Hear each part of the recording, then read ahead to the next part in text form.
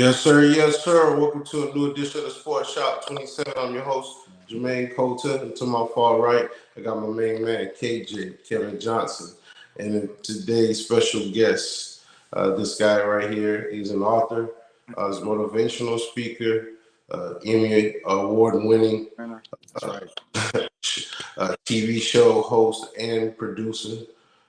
This guy played at Saginaw Valley State University, plays center. He goes by the name of Kurt A. David.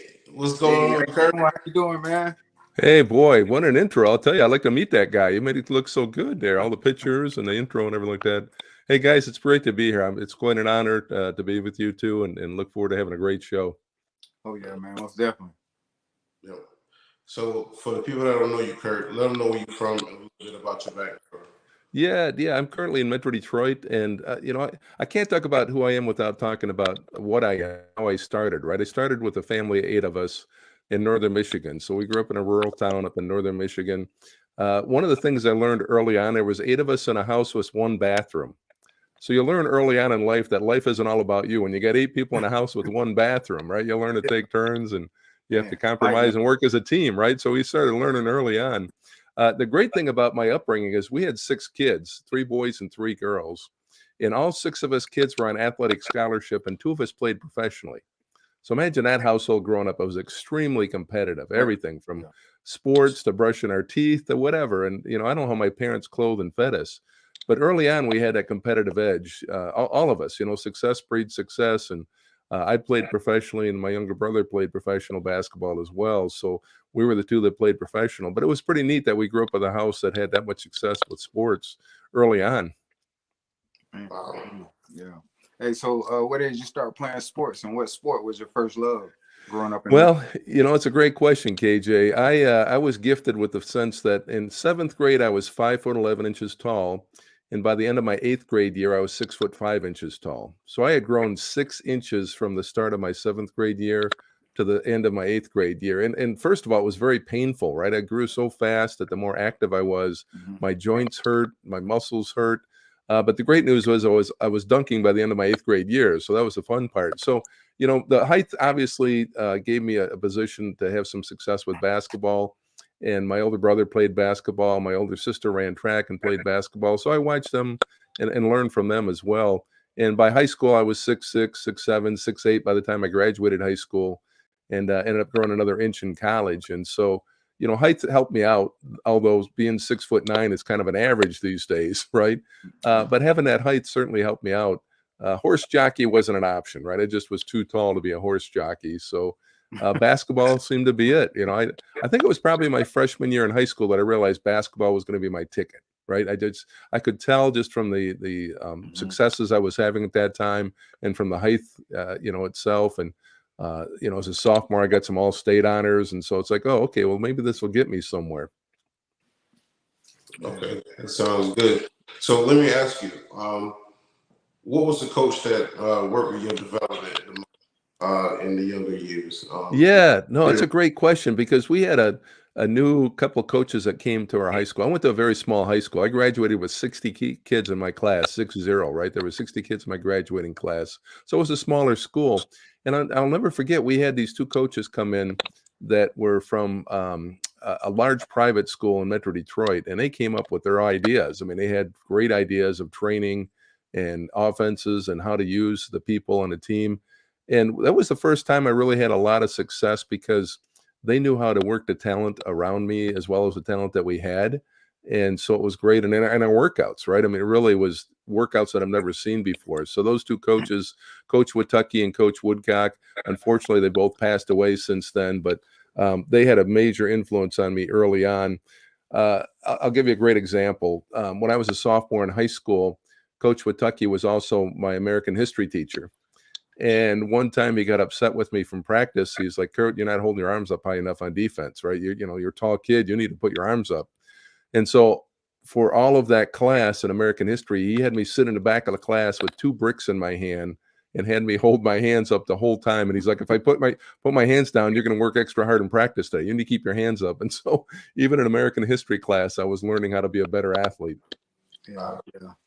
So what pro athletes you looked up to in your younger years in the NBA? Yeah, no, that's a great question. I grew up in the era of, Larry Bird and Michael Jordan. Obviously, Dr. J early on. I saw Pete Maravich a little bit when it was, in his college days as well as professional days. I was amazed by Pete Maravich's just his ability to handle the ball and what he did. I mean, he was a little bit before my era, but I just remember watching film about him. But certainly during that era of, the Boston Celtics, the Lakers, Pistons weren't quite on the scene at that time, the Detroit Pistons, where I live at now. But, certainly the Lakers and the Celtics had quite a dynasty. You watch people like Bill Russell that were just legends, right? Just absolute legends. And still to this day is, Mhm. he passed away with quite a legend in all sorts of capacities. And so those were some of the heroes that I grew up watching. Okay, cool. So you go into high school. You going in as a power forward or center. This is your freshman year. Do you make the varsity team? I started as a varsity from my sophomore year. So sophomore, junior, senior in high school, I was all state. We made it as far as the semifinals in the state tournament. Had a good run, had a lot of good experience. Those two coaches that I mentioned actually left my senior year. So I had a new coach my senior year. So it was a little bit different my senior year, but still had a lot of success in a sense of opportunities to go beyond high school and look at colleges and where I wanted to play in college. Uh, so who was some of the competition in the area? Yeah, there really wasn't a whole lot, right? I mean, when you grew up in a small rural town and you're 6'8" in high school, there wasn't a lot of competition. I mean, there was a lot of kids that worked hard, and that was probably one of the things that I had a lot of natural ability, and so and I'll tell you that story once I get to college.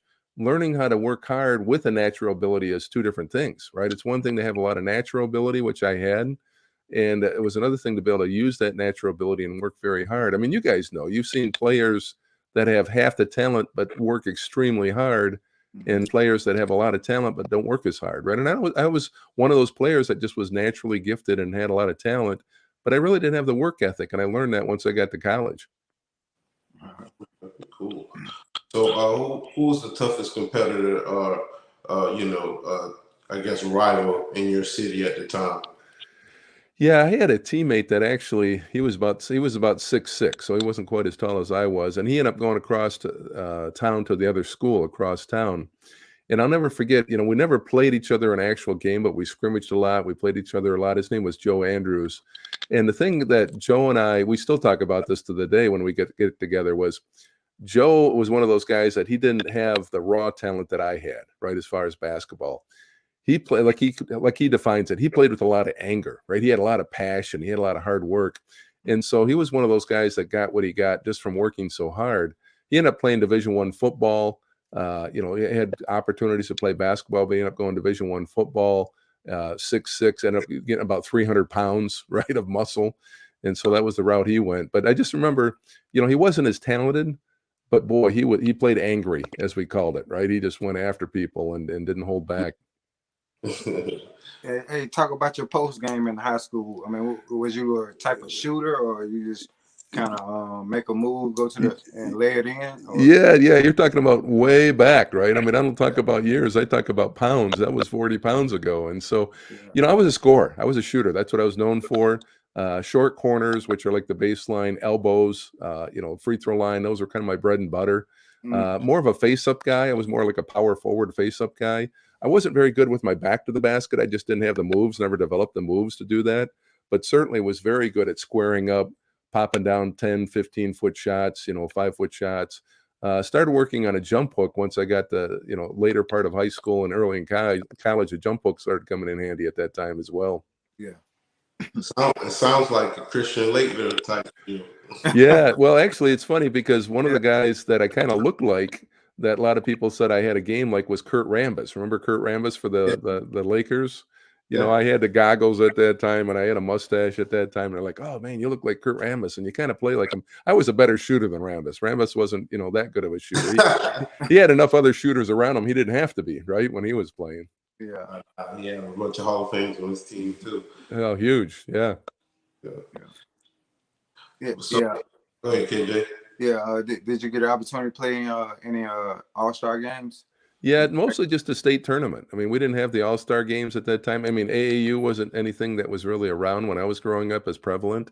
And so really you played high school and that was it, right? And so high school, the only way to get the recognition was in a state tournament. And we did well in the state tournament all 3 of the years that I played in the varsity, my sophomore, junior, and freshman year. The furthest we got was to the semifinals. We got beat in the semifinals. The team that we got beat by ended up winning the state final. So if you're going to lose, I guess it's not bad that you lose to the state champion. But still, it was something that you want to go as far as you can and play as long as you can. Like I tell people though, and you guys understand this, only one team finishes on a win after the whole year.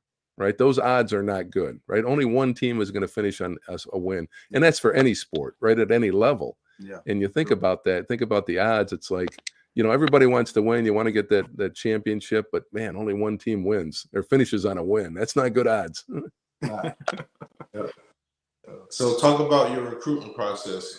What schools were offering you letters and which? Yeah, it was a lot of fun. It was so much fun. And I was just talking to our daughter who's a freshman in high school right now. She's having some great success with soccer. And we were talking about, and I told her, I says, listen, I played high school, I played college, I played professionally.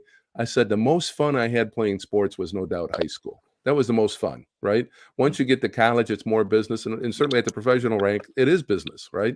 Yeah. And so, that high school was so much fun with state tournaments and people following the team.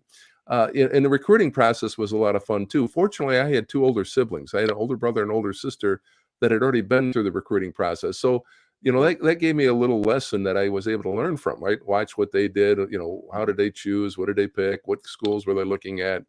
And, that helped me as a result. I had lots of offers, a lot of D2 offers, had a good handful of D1 offers. One of the decisions that I wanted to make was I wanted to be able to come in as a freshman in college and make an impact right away, right? And coming from a smaller school, like I said, I graduated 60 kids. Even though I had a lot of success, I knew I was coming from a smaller school. So for me to walk into a Big Ten program or a Major 5 college conference program, I was going to have to sit the bench for my first 2 or 3 years. There's no question, right? And so I wanted to find a program in which I was going to be able to have an impact right away. So I had a ton of D2 offers. And one of them was a college that was about an hour and a half from my hometown. And they had just went to the national tournament the year before. We're looking at going to the national tournament again.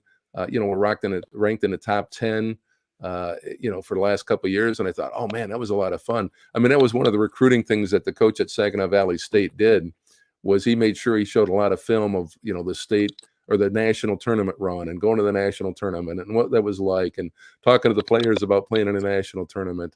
And so that was the hook for me. I had an opportunity to play right away. I started as a freshman and looking at the opportunity to go to a national tournament right away. So that's what allowed me to make the decision with Saginaw Valley. Plus, it was close to home. It was within a couple hours.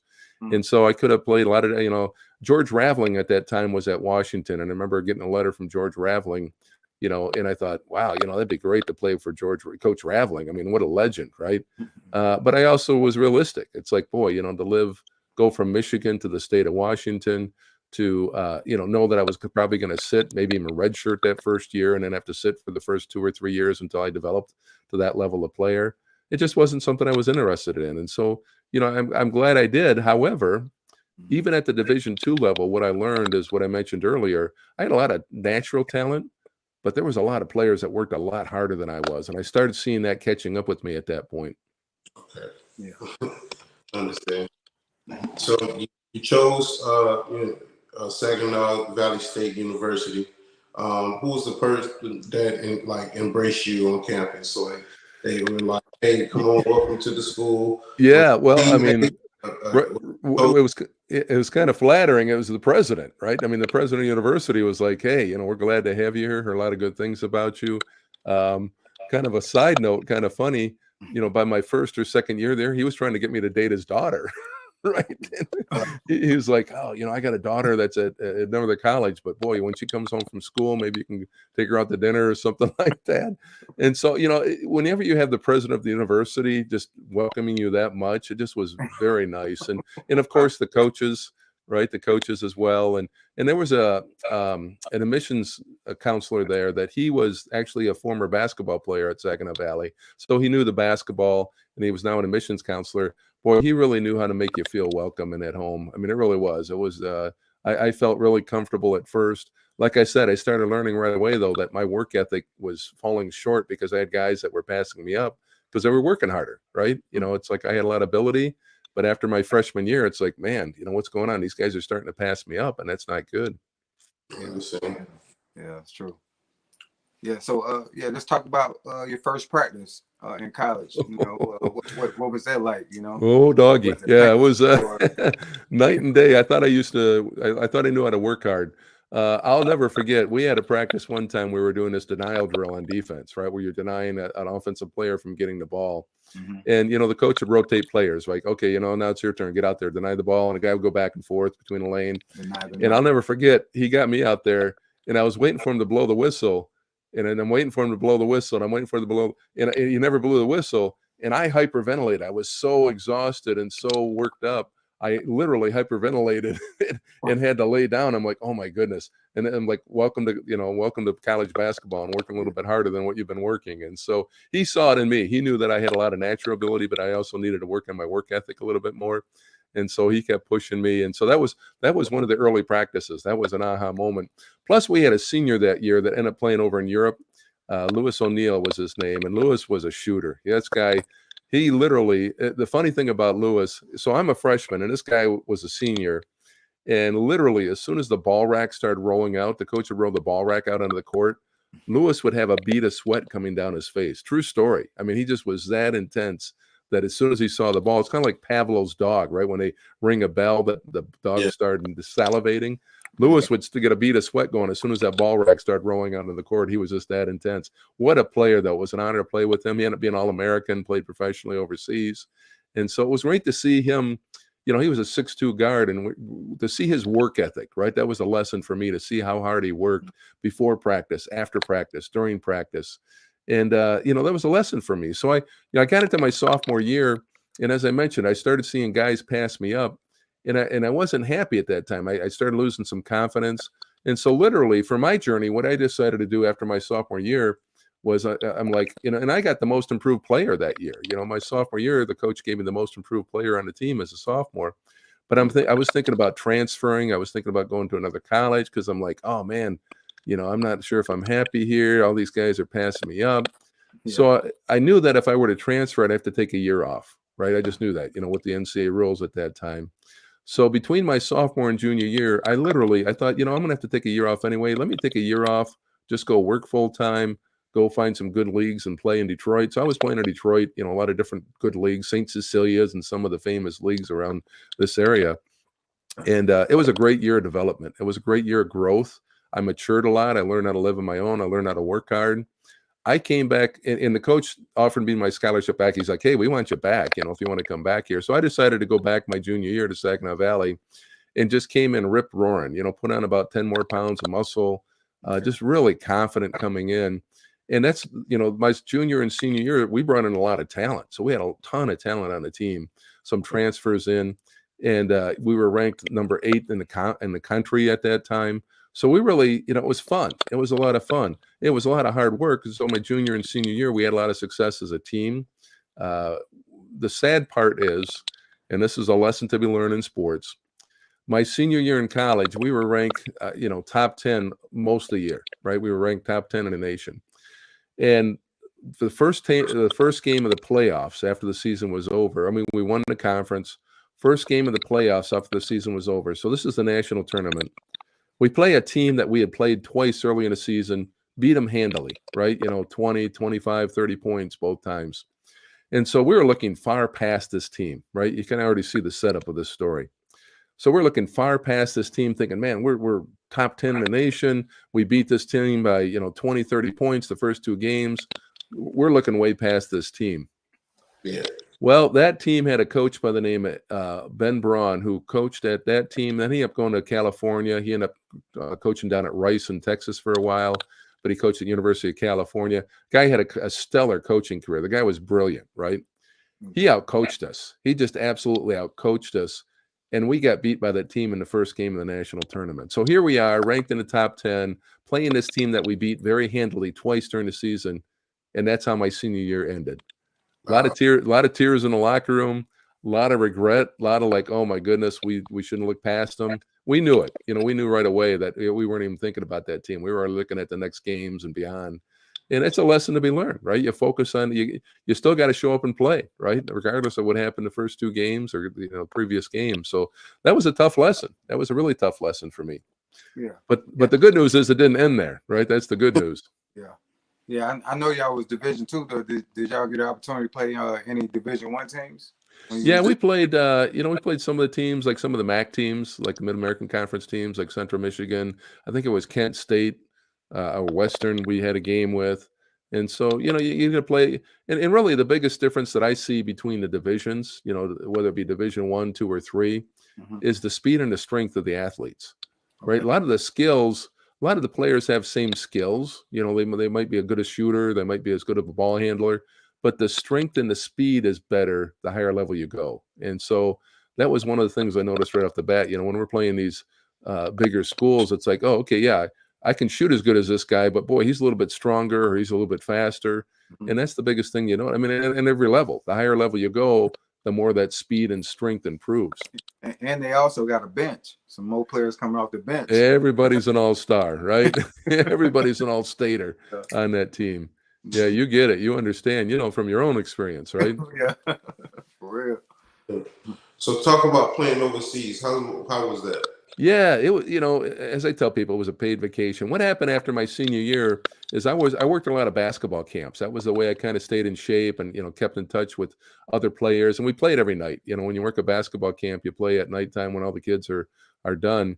And I worked a lot of basketball camps. Well, one of the camps I worked, there was a guy there from over in Europe, and he watched me play. He's like, wow, you're pretty good. Have you ever considered playing overseas? And I said, I haven't really explored or how to do that. He says, well, I'm coaching over there. Would you like to play for my team? And I'm like, yeah, sure. So I ended up going over there. I lived in Germany, played for a team in Germany, and just a paid vacation, right? It was just, there was me and one other American. You're allowed 2 foreigners on the team. And so my teammate played at Clemson. He was from Clemson, and he was a guard. And then I was the forward, right? So he and I were the 1-2 punch. I think we probably averaged like 55 points a game between the both of us, right? We were the heavy for the scoring. Just had a blast, right? Had a cult following over there. People would hang out in the locker room afterwards and wait for me to come out, and it was just a fun experience. It's a very light schedule, right? You play 1 or 2 games a week. That's it. So it's very, it's a little easier on the body as a result. The problem, though, I was 5,000 miles away from my family and friends, right? In a country whose language I didn't speak. So that was kind of hard, right? You're 5,000 miles away. I didn't speak any German at that time. And so, that was the hard part. But fortunately, the teammates over there, a lot of them spoke English, and a lot of them, understood that I was over there kind of in a foreign land. And so, they made me feel very welcome, even though I was living on my own at that time. Okay. Yeah. What other countries did y'all play? Yeah, France. We played in tournaments in Switzerland, Austria, Belgium. It's just a good opportunity to really see. We played in what they call the Bundesliga, which is in Germany. So we played other German teams, but we also had other tournaments. Like I played in a Nike All-Star tournament down in, I think it was in Austria is where it was at after the season got over. So they had all these U.S. Nike All-Stars, they called us. So different Americans from different teams. That was a lot of fun.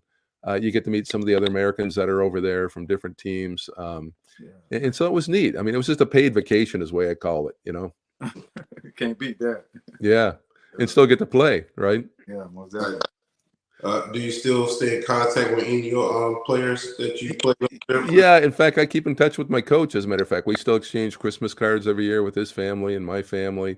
And the neat thing is, I knew that I wanted to give it a shot over here, right? I knew it was a great experience over there, but that I wanted to give it a shot to play over here in America. Yeah. And part of it, too, is I incurred an injury that I knew really was causing me lots of problems. I was 27 years old, limping like an old man, had a knee problem. I knew it. I knew. And I thought, boy, if I'm going to give it a shot, I got to give it a shot now. So I got an invite to this free agent tryout camp out in San Francisco. There was 18 of us by invite only that went to San Francisco. and it was 3 days of basketball. All I saw was a hotel and a gym for 3 days. It was literally the toughest 3 days of basketball I've ever had.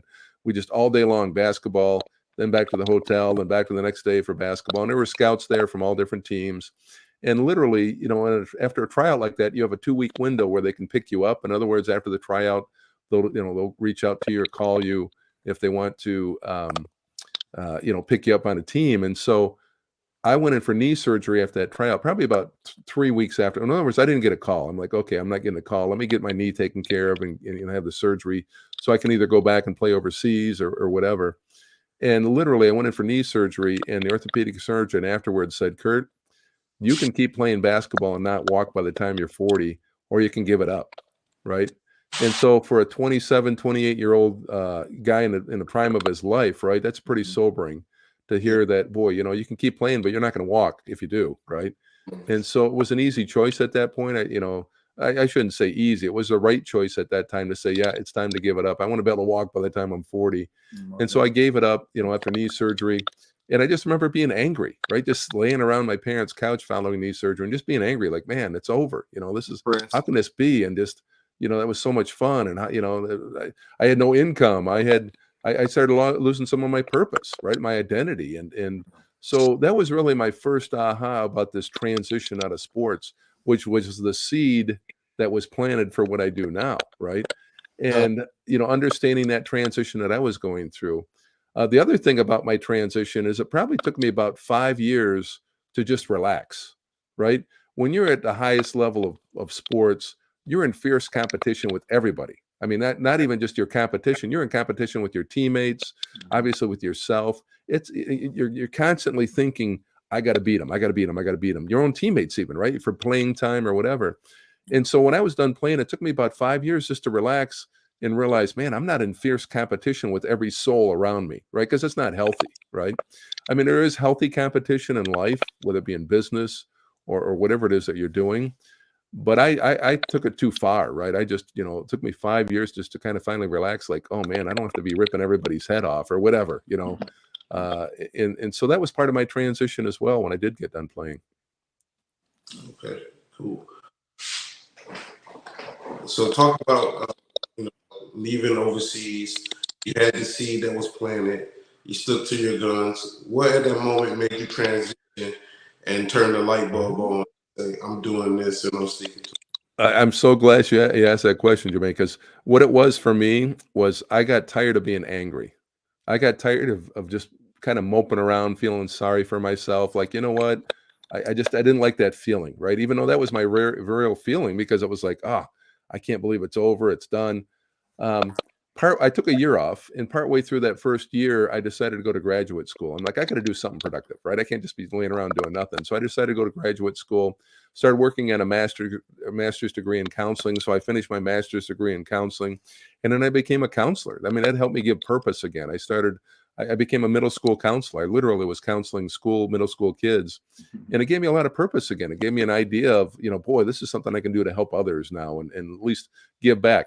I still had that void from sports that it was like, it's missing. Like it's not there. Nothing replaces it, in my opinion. I mean, KJ, you understand that. Nothing replaces it, right? You can try to do some things that will help you fill that void, but nothing replaces that void the same. The good news is, partway along that journey, when I was middle school counselor, I had an idea. And that idea was to sit down with other former professional athletes and hear about their life after pro sports, and more importantly, how they recreated their success after pro sports. And that's what spawned the idea for my book, From Glory Days, Successful Transitions of Professional Detroit Athletes. So being here in Detroit, I sat down with 20 former Detroit Pistons, Tigers, Red Wings, and Lions and interviewed them about, their glory days. We talked about their glory days. We talked about the transition. What was it like to take a 95% pay cut, to lose your identity, get divorced, bankrupt, whatever you went through. But then more importantly, how did you recreate your success? So I found 20 guys that had found success again. And we talked about that. How did they find success? What did they do? So the book came out, and to my surprise, my motivation for writing that book was if one former athlete read that book and it helped them with their transition, that's what it was all about for me. That was my motivation for writing that book. Okay. Well, it turned into so much more, right? That book, From Glory Days, turned into a regional bestseller. and then eventually turned into a TV show where we started interviewing former professional athletes on TV about their life after pro sports, how they recreated their success. And so and then I started seeing a pattern, right? I started seeing a pattern of these athletes that found success, and I call them my 5 rules of change. In other words, there was 5 things that all these athletes did consistently. And so I started speaking on that topic as well. So what started as my own professional playing career turned into my own transition, turned into a book that I wrote about other athletes, turned into a TV show, turned into speaking about these commonalities of change and how to successfully navigate this change. Yeah. So all these things you're talking about, it helped you. You feel like it helped you. I can't think of the word. Find some purpose again. I mean, that's what it was. It helped me reconnect and find something. Like I said, nothing was going to replace basketball as a player, right? And as an athlete, nothing's going to replace playing, especially if you play at the highest level you can. But you can replace that passion and purpose again. And so that was so important. I mean, we as athletes, anybody that's watching this right now that's an athlete will get this. We're very passionate people. Right? It's just in the marrow of our bone. We are very passionate people. We have to do things with passion, or it's just, it doesn't excite us, right? It's like, oh, forget it, right? Yep. And so finding that passion and purpose again is so important, especially for athletes. But anybody going through a transition, if you can reconnect with that passion and purpose again, stand back, right? I've always said that if a professional athlete can apply what they applied to get to the highest level of sports back in their real life, stand back. They're going to be curing cancer or whatever they can do, right? Whatever their gifts are. That's right. Yeah. So what do you think about now? You have to go to school for 2 years before you can enter the draft, and talk about the NIL in college. Yeah, well, it's like a wild, wild west right now with that NIL, right? The name, image, and likeness. I mean, I don't know where that's going to end up. There's so many variables to it, but I think they have to narrow it down. I think there's 2 major factors right now, especially in amateur sports. One is the transfer portal, right? That's a whole new animal there, where players can talk about transferring, publicly in this transfer portal. And the other is this NIL that everybody's dealing with right now. I'm not sure where it's going to land, where it's going to end. What I'd like to see the NCAA do with this transfer portal is shut it down during the seasons. In other words, if I'm a basketball player, I should not have any access or anything in that transfer portal during that time. You saw that with a lot of the bowl games for football, right? Players weren't playing because they were going to transfer, or they were going to go for the draft, so they didn't, want to play in a bowl game. Yeah, that's sad to me, right? You see a guy have an opportunity to play in a bowl game, and they're not going to play because they want to play in the NFL and don't want to. It's, I don't know. Good for them if they have the opportunity, right? I always tell people, play for as much money as long as you can, but I don't know. Where's the loyalty stand? I don't know. Man, but they missing out on the opportunity, the experience. Yeah, man. Yeah, you're 100%. That's what you play for, to get to that last game. But yeah, no, you're 100% right. Yeah, and we're gonna go ahead and get into some videos real quick. We don't own the rights to the music or the actual clip. We have our guest today, Emmy award-winning TV and producer Kurt A. David, and we'll be right back. All right, stay with us, Kurt.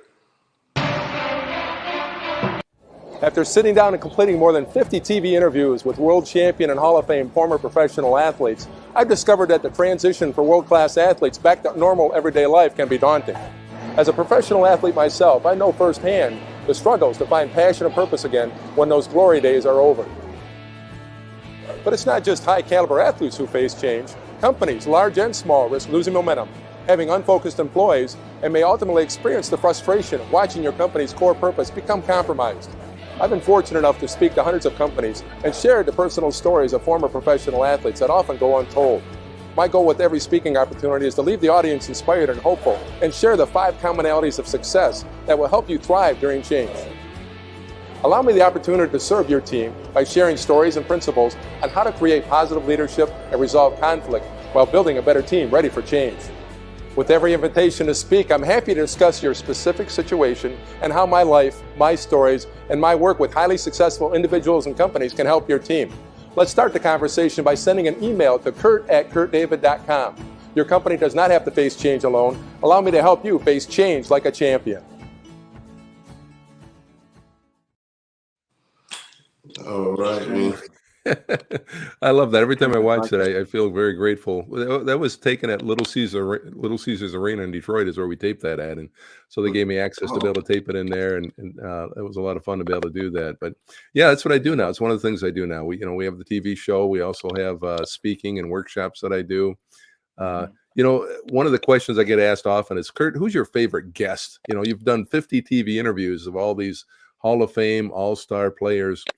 And if I can bore you with these stories, each one has their own story. It's amazing. Like, for instance, I had a gentleman on that he was from Ottawa, Canada, right? From Ottawa, Canada. He was drafted number 2. He wasn't the number 1 pick. He was the number 2 pick in the NHL. So he went to LA Kings. So he went from Ottawa, Canada to LA.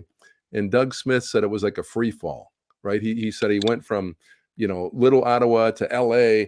He's got a condo on the beach. He's driving a Porsche. He's got money in his pocket. He said it was just an absolute free fall. 19 years old, right? This is going on.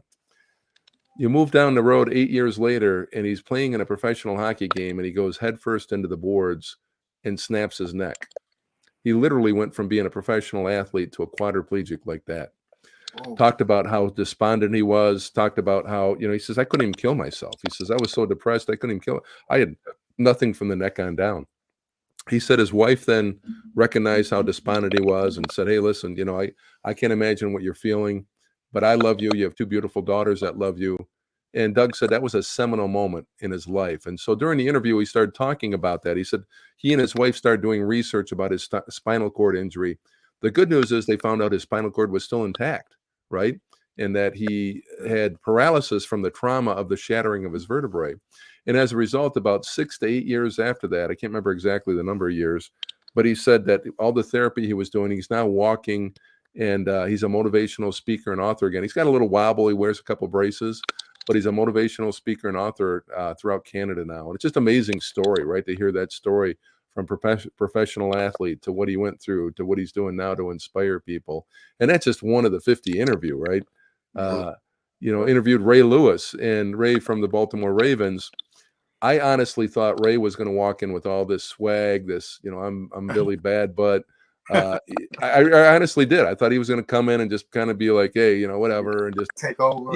He was one of the most humble interviews I've done. And let me tell you why. Towards the end of the interview with Ray Lewis, I asked him, I said, you have all these awards, right? 2 Super Bowl champions, MVP, all these all-pro, awards. I said, which one of these meant the most to you? And Ray looked at me, he says, yeah, these are all wonderful. But he said, seeing the look on my mother's face when they unveiled a statue out in front of Baltimore Stadium, he said, that's the best award I've ever had. I'm like, good answer, right? Yeah. Top that. Nice. So you've been around so many athletes, so many success and things of that nature with your show. Talk about who are some of the people that help you, get things, together and up and running. Yeah, no, I'm glad you asked, because it's not me, right? I mean, it's a whole team of people, right? One of the things I laugh about, fellas, I have no TV experience before this, right? I just had an idea, right? I just had an idea about the book. And honestly, if you would have told me in 5th grade that I was going to write a book that was going to turn into a bestseller and have a TV show based on it, I would have laughed at you. I'm like, I hate writing. There's no way I want to do this, right? In 5th grade. But good thing I listened to those teachers and learned about writing. And so when the opportunity came, I was able to. But same thing for TV. I didn't know anything about TV, right? I had to surround myself with producers and editors that knew what they were doing. And we started very small, right? We started very small and just kind of kept growing and growing and growing and finding more talented people. And to me, that's what it's all about. You build a talent of people around you that are better at something that I'm not good at, right? I have a counseling background. And so, I understand how to ask questions and when to ask questions. Having played myself, I have that experience. That's so right. As a host, it helped me, but I have to rely on the technical people that work the lighting and the audio and the editing for the shows to take care of all that. Because I honestly don't have a clue, right? And so I have to rely on their talent to be able to improve the show and keep doing the things that we want to do. But and so it's a whole team of people. Yeah. Talk about winning your Emmy award. With all that hard work finally paying off. Yeah, no, it was absolutely wonderful, and my wife was there to be able to enjoy it, and our executive producer Robert Moore and his wife was there, And then Michael Stern, our director out of New York, flew in for that, so he was there as well. And I don't know if we got the video clip. We got like a little video clip of when we won it, and it was very exciting to be able to win it. And give the accolades to the people who deserve it. Yeah, let's go ahead and go into that clip real quick. Oh, you got it. Okay, great. Yeah, I love it. We'll be right back. Man, he's reading our mind. Newsmakers, Ai Weiwei at Meyer Gardens, Natural State, WGVU, WGVU.org. Toxic tap water, the lives impacted, WOOD. Michigan Matters compilation, WWJ. From Glory Days TV show, Glory Days Productions LLC, WADL Detroit. And the Emmy goes to, from Glory Days TV.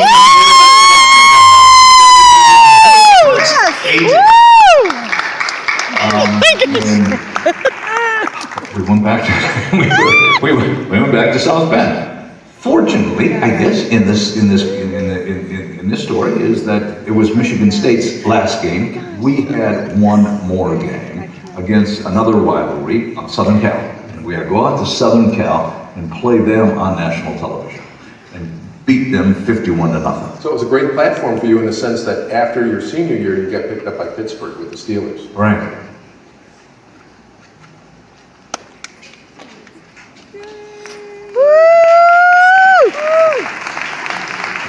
My goal for creating From Glory Days is to inspire others through the stories of former professional athletes that live a life of inspiration and significance. Of course, this would not be possible without very important people such as our director, Michael Stern, executive producer, Robert Moore, our staff, our featured athletes, our fans, WADL, TV 20. But mostly I'd like to thank my wife, Tammy, and our kids, who are very patient with me and my schedule, and of course God, from all good things flow. Have a good night. Thank you.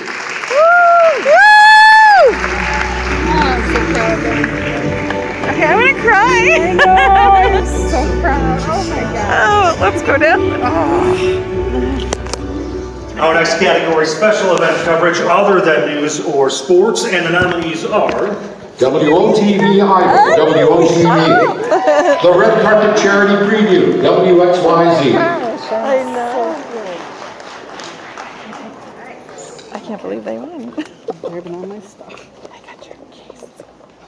And the Emmy goes to the Red Carpet Charity Preview, WXYZ, Marie Gold. The gold being the brand new minted North American Car of the Year.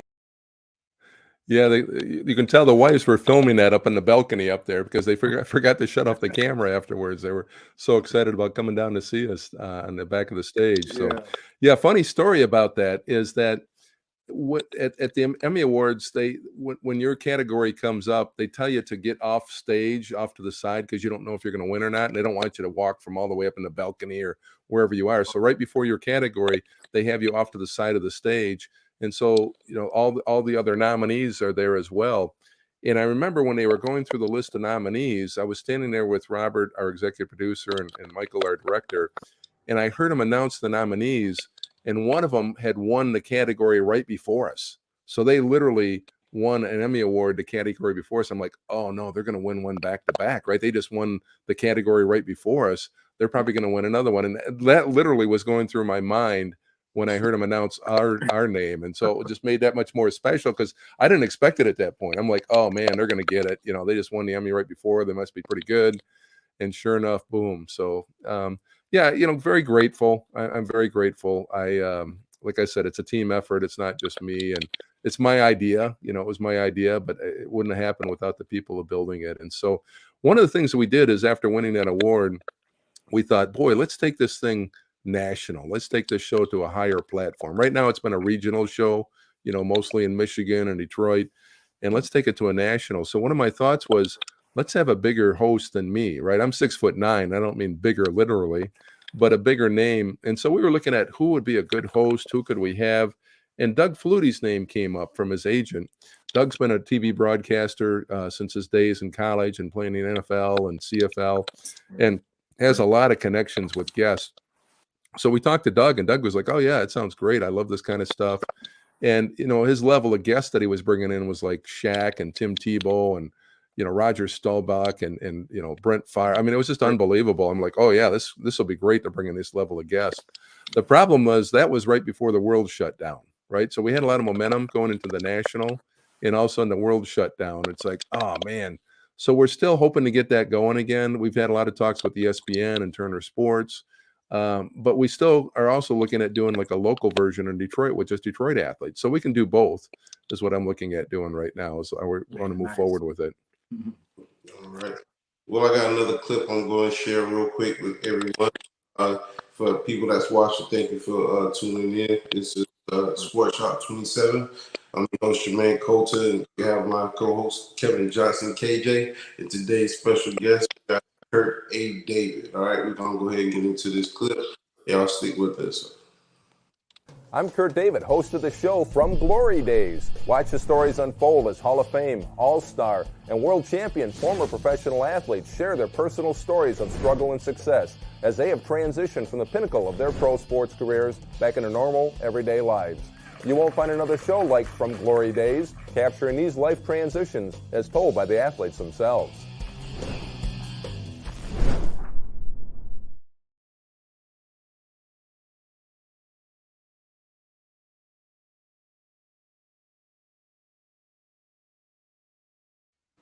All right, we back. So like I tell the kid, when I speak to kids, one of the things I tell them is that, you know, every book, every TV show, every movie that you see starts with one thing, and that's an idea. Somebody has an idea, right? And for me, it was just an idea. It was an idea I had about interviewing other former professional athletes and hearing about their transition, but also how they recreated a success again. And to me, that became, you know, a whole. It's a production company now. It's books. It's speaking. It's been an amazing run, and I'm very grateful that we can continue to address this. Yeah. Yeah. So, yeah, that's good. So, do you have any shout outs before we head out? You know? Yeah, definitely for you two. I mean, Jermaine and KJ, what you guys are doing here is amazing. I think that hopefully this adds some weight what you guys are doing, because what you're doing is very important for people to hear these stories, and not necessarily because, you know, I'll say this for me, it's not because of me as the guest, but the stories that I can tell that hopefully resonate with people, that they can see something and learn from it and hopefully improve their life as a result, right? And so, you know, one of the things that I found is that, you know, having titles is great, making money is great, but the real value in life is having the ability to change people's lives in a positive way, right? And so using our platforms to be able to have a positive change for people, to me, that's where the value is. And so my shout out goes to my wife, Tammy. We have 3 kids, 2 girls and a boy. Obviously, they're the most important thing in my life. Not always easy being a parent, right? I think it's the most important job, but it's also one of the toughest jobs, being a parent. Always something, right? Always something coming up. Like I tell people, with 2 girls in our house, or 3 counting my wife, hardly a day goes by that somebody's not crying. Usually it's me, or it's like, oh, not again. You know? Oh, these girls, Yeah. And so for me, you know, I'm here for one purpose, right? And that's to serve God and serve others. And so, you know, for me, using my gifts and abilities to serve God and serve others, that's what it's all about. Oh, yeah, most definitely. Any message for the youth? Yeah, definitely. I think one of the biggest things, if you talk about sports, fellas, is what's important to identify, especially the earlier you can identify this. The sport is simply what you do. It's not who you are. Right? The sport is simply something you do and not who you are. The problem is when we identify the sport as who we are, we're a football player, we're a baseball player, we're a basketball player, and that's who we are. You and I know it's going to be over at some point. And so that identity is going to make the transition that much more challenging. And so the earlier we can start thinking about, yeah, this is just what I do, it's not who I am. I have to figure out who I am so that when it is over, I can continue, right? And I think having that message, not that we don't want people to continue to play, we want them to play as long as they can, like I said, for as much money as you can, understanding it's going to be over at some point. And part of that transition is identifying, hey, this is just what I did. It's not who I am, right? This is who I am. Oh, yeah. Yeah, just thank you for coming on the show, man. It means a lot. You had a lot of information that can help a lot of people. Well, it's my pleasure. You guys are doing a great thing. I hope you continue, and anything I do to help, let me know. Nice production. I like all the videos in and out too. You guys did a great job. Oh, yeah. And of course, you know a lot of great athletes, man. We'd love to have some to add on to addition to the Sports Shop 27. I can give you, yeah, we'll keep that going. I got a pipeline I can feed to you guys too. That'd be great. Oh man, that's what I'm talking about. Appreciate it, Mr. Yeah, you guys just tuned in to another edition of the Sports Shop 27. Jermaine Coulter, and to my far right, I got my main man, Johnson KJ. And we'd like to thank today's special guest, former Saginaw Valley State University basketball center, and now he's an Emmy Award-winning host and producer, Mr. Kurt A. Davis, also an author, best-selling author. Okay, and you do it all. Yeah. He's always man. Watching, you know, it's not always how you start; it's how you finish. All right. Stay tuned. We'll be back with another edition. You guys be safe, and thank you for peace. Yeah, thanks for having me, you guys. Keep up the good work. All right. You too as well. Thank you. you. We'll stay in touch.